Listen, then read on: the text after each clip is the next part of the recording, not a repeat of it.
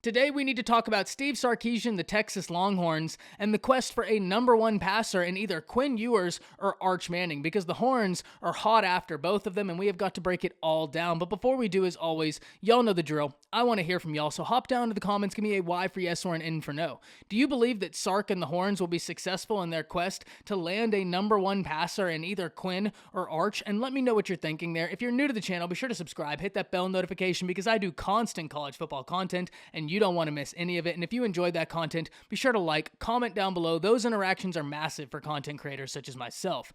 But with all that being said and out the way, let's talk about this quarterback situation as it pertains to recruiting. And when we talk about that, we have to first talk about what the Longhorns currently have, because there is reason for optimism in Austin. Look, if we talk about the Horns' current quarterback situation, whether it's Casey Thompson or Hudson Card, I think that Sark has a way to be able to be successful. The interesting thing about Steve Sarkisian is we look at the difference in the offensive philosophy under the Tua Tagovailoa era and then the Mac Jones era. You can kind of see the dichotomy that Horns fans could expect. Whether they go with Casey Thompson or Hudson Card, not only do those quarterbacks have the ability to succeed, but I think Sark has a game plan for each of their styles for them to be able to succeed as well. And when you look at the spring game, they were both able to do some things, but people around this program are very, very high on Hudson Card. And if you're a Longhorns fan and Hudson Card is to win the job, he's got a long time left in the program, and you have to be high on that. And furthermore, if you look in the recruiting class, you're able to go out and get Malik Murphy. And when you're able to do that, you're seeing other guys want to join this class, and that is the benefit of giving a high-level passer the ability to recruit for you and then generate hype for your class. That's why you see teams always trying to go after quarterbacks, even if they got one the year before, because getting one just kind of eases everybody else in the class. If as far as offensive players go, there's someone they can be familiar with. But the Texas Longhorns are still hot on the trail of both Quinn Ewers and Arch Manning, despite having two guys who can get the job done on campus, and then having the former 5-star who's now a high-rated 4-star who will probably finish as a 5-star once the rankings get kind of readjusted due to everything getting back to normal in Malik Murphy. The Horns are still after Quinn Ewers, and they're still after Arch Manning, and why not? When we first talk about Quinn Ewers, we heard this weekend from an article in 24/7 Sports that he has reportedly shut it back down. He wants to focus back on his season. And, we've heard this before, and come to find out, the Horns were still in constant contact. And I think that right there is a good sign. However, I can say from my opinion and from the way I'm looking at it, when you look at how much Quinn Ewers could mean to this Texas Longhorns class, considering that he was already a member of this class, decommitted and went to Ohio State, and then got to watch that national championship game in which the now head coach of his former school where he was committed to absolutely carved up the defense of the school he's now going to, you have to imagine that planted a seed.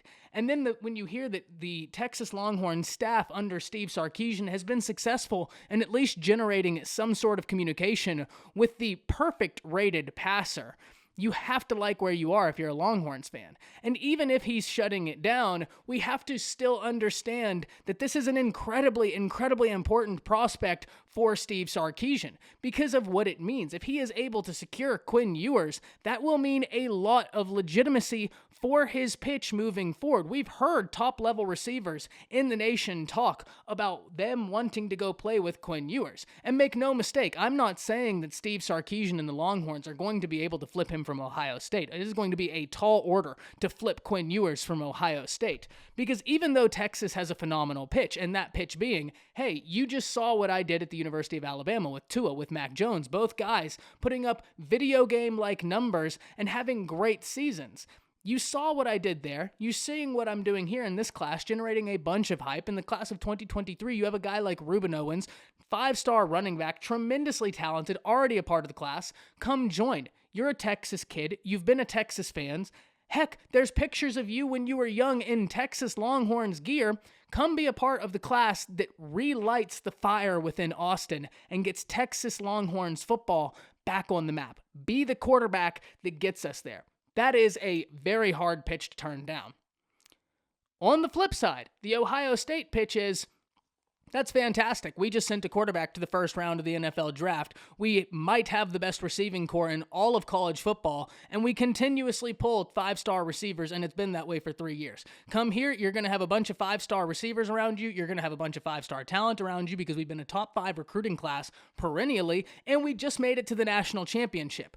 That's also a very hard pitch to turn away from, especially with the way Ohio State just finished last season. And I get it. Ohio State has a tremendously talented quarterback room right now, but Quinn Ewers is not scared of any sort of competition.